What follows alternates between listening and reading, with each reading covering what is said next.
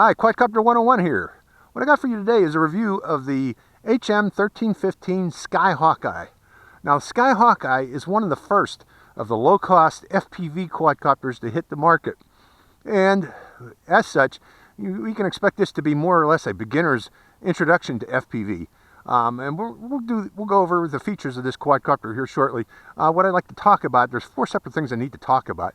One is the quadcopter itself. Another is the video transmission pod, the camera and transmission pod here. Actually, the receiver is right here, the video receiver and video screen, and the actual control for the quadcopter, the controller, the transmitter here. Now, the quadcopter itself, I'm going to put the transmitter down. Okay, I'd like to talk about the quadcopter first of all. The quadcopter seems well built. It's made of a lightweight plastic. The gears on the quadcopter and the motors are encased to protect, I guess, from the gears from debris getting in there. It has an on-off switch on the bottom here. It has a power plug for the camera module, and it has a battery door. Battery uses JST connectors, so there's a whole slew of different batteries that you can use in here that use JST connectors. I've also flown this at home with, say, the cheap generic $3 force power batteries. It works with those too. One thing though, the battery is kind of difficult to remove from the quadcopter case. What I had to do was, let me pull out the battery to show you what I did to help insert and remove this battery. But I had to put in these little slots on the side of the battery door here to widen the door, and also to allow the battery to be plugged external. I don't like pushing in battery cables inside these battery bays, because you are just going to fatigue this connection of this the quadcopter's battery power connector to where it's soldered to the circuit board. I like to leave them external and just plug them externally. So that's what I did. I modified it so that I can insert and connect the battery external to the quadcopter. And I can close the battery door and keep the cables outside the battery door, and connect them externally. Let's talk about the camera pod itself. The camera pod itself only has a power connection to the quadcopter. Thus, it's powered by the quadcopter's battery. That's why the flight time in this is kind of limited. I guess you're only supposed to get about 5 minutes of flight time with this quadcopter. The transmitter appears to be 2.4 gigahertz. That's based on the length of this antenna on here. It's a monopole antenna. It really doesn't matter if you bend it around, because it's being monopole. It should be good reception or good transmission in any direction, in any orientation here. The camera lens is swivelable. You can be swiveled up or down. I like to keep it slightly pointed with the horizon so I can see ahead. I guess you can point it downward if you want in flight. At least I've seen a button on my transmitter. It says up and down. I'll try that here shortly to see if that actually works.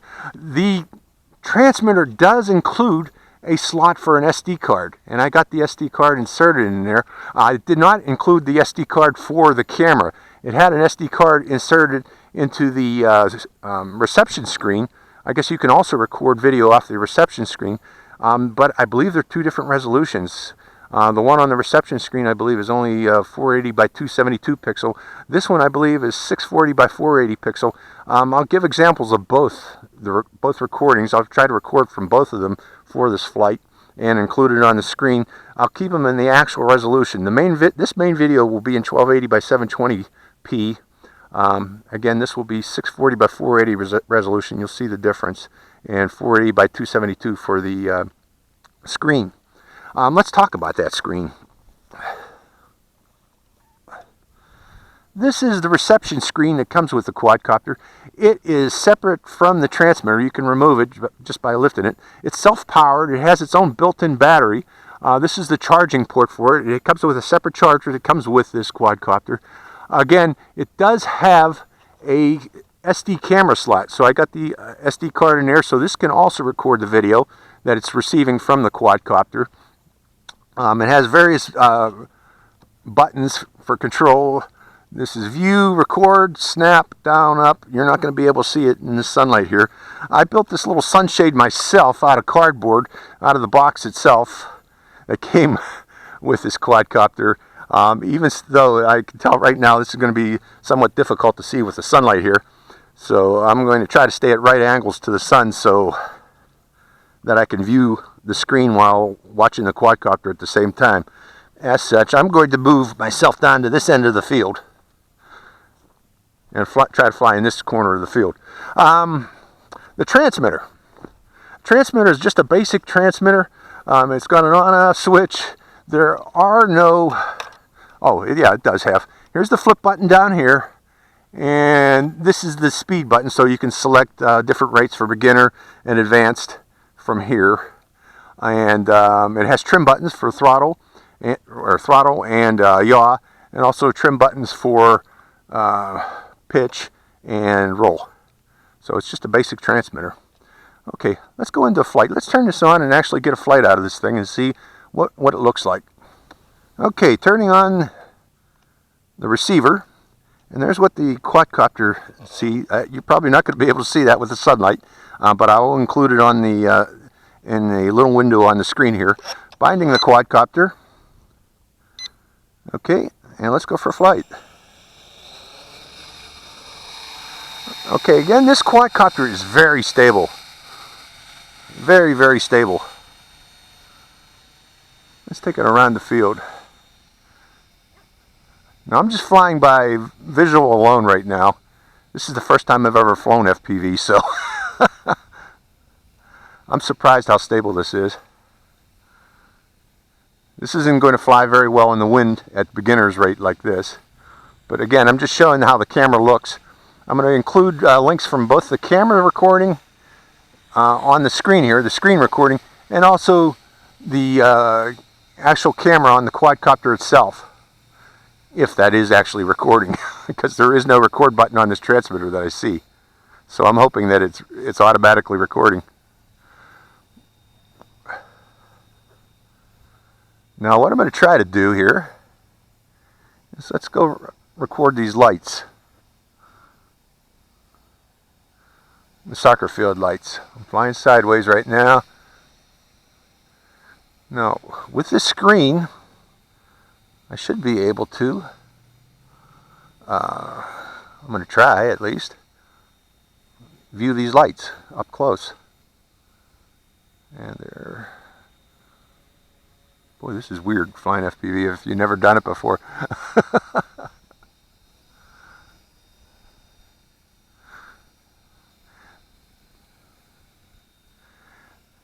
Very docile flyer here at a low rate. Let's take it up to high rate.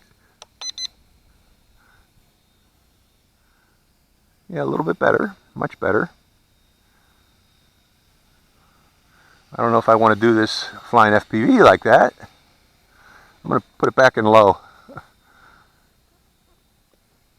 Okay, I'm going to try to fly back to myself using the screen here. See if I can turn away from the quadcopter. Where am I? Okay, let's fly down this end of the field. I'm just flying by the screen right now.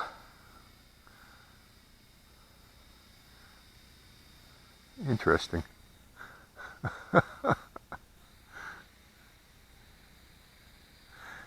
This is all new to me, folks. I better come back down. I'm too high.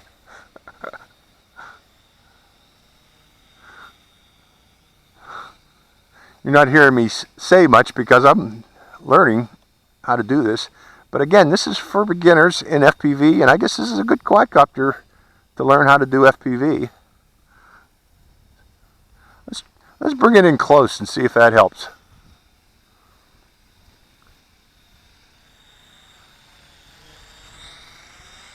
Hello, I see myself. There I am again.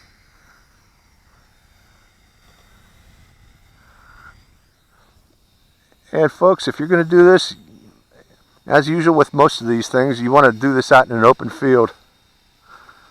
So you have plenty of room to make mistakes and learn how to fly FPV.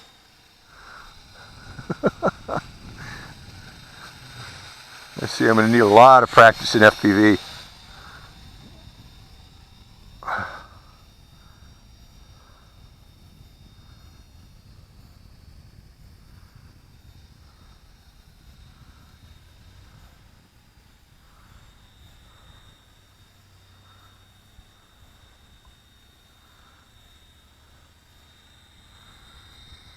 Screen is kind of hard to see in the daylight here, even with the sunshade here. Probably might help if I also remove this film, protective film. I'll do that later.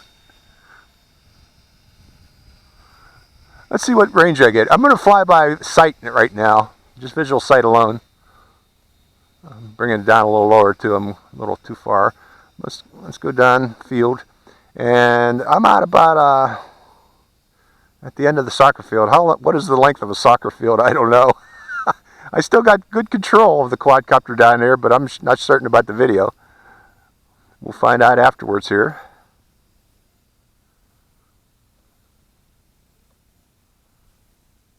Coming back.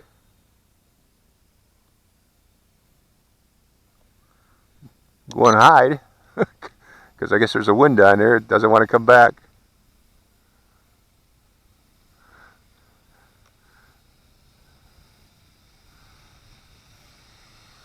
It flies very well. Very nice, but somewhat docile. Very good for beginners, actually. Very good flyer for beginners to learn to fly with, just to learn to fly. You're going to have a hard time getting into trouble with this. It is so docile. But it's not going to fly very well on windy days either because of that docility. Is that a word?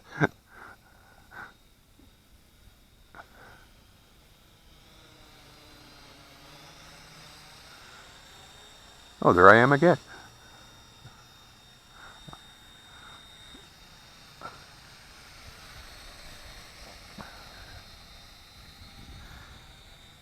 Maybe if I put the screen up to my face here and take off my sunglasses, that also might help. I'm wearing sunglasses. Helps a little.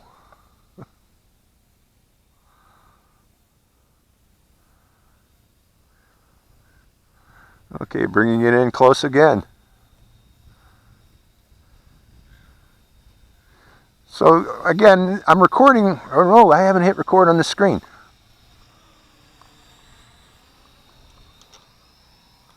Oh gosh, okay, record.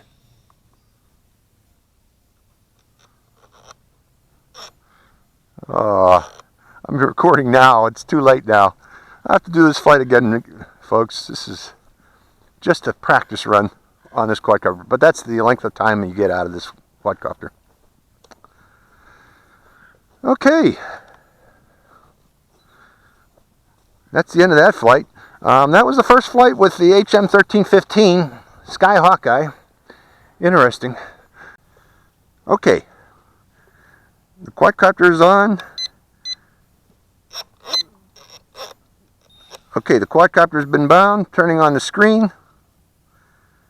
Okay, binding it. I'm hitting record right now on the screen. And I'm recording. Let's go for flight. I'm going to try to fly just using the screen itself. I'm staying in the shade of this tree here so I can see the screen. Okay, trying to turn.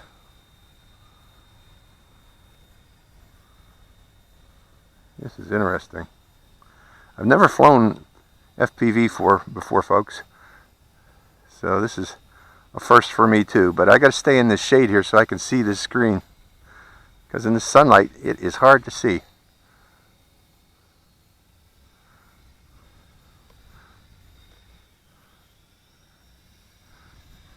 There I am.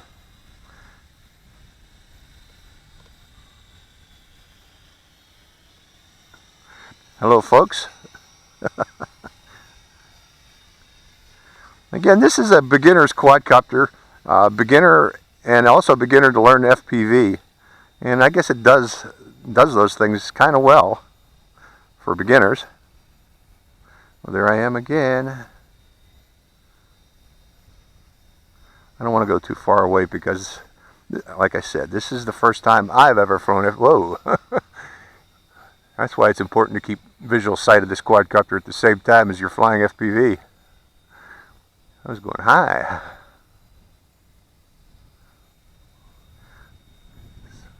Fascinating. Now this got a button supposedly that you can move the... Does it work?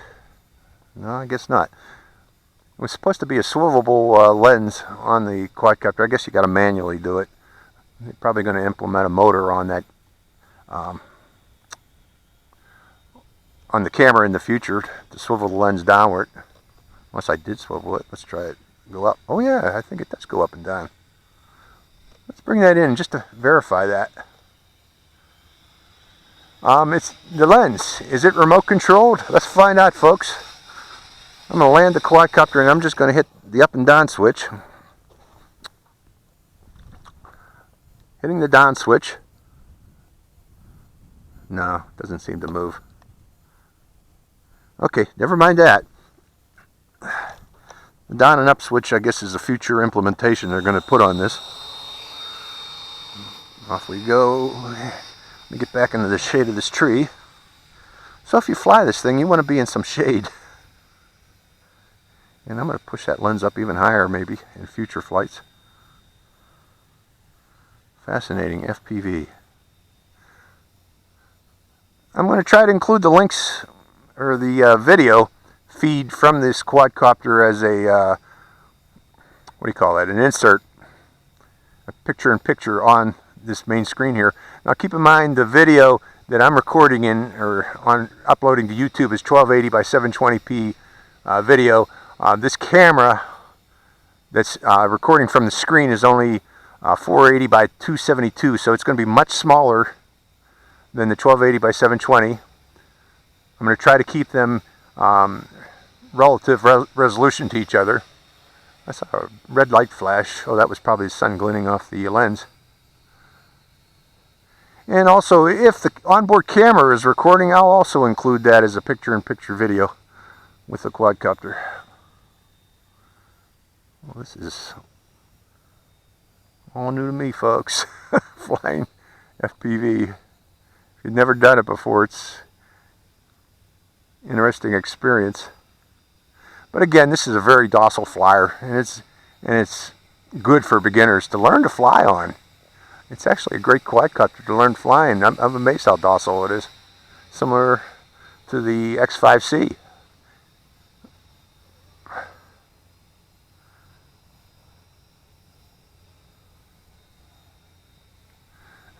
Okay, so I guess that shows what this can do.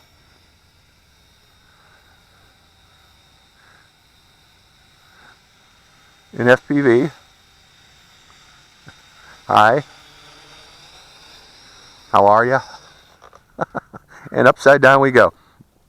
Okay, that's the HM1315 first demonstration flight. I didn't do too bad for a first flight. What do you think? Okay, Quadcopter 101. Hope you enjoyed the flight. Quadcopter 101 signing out.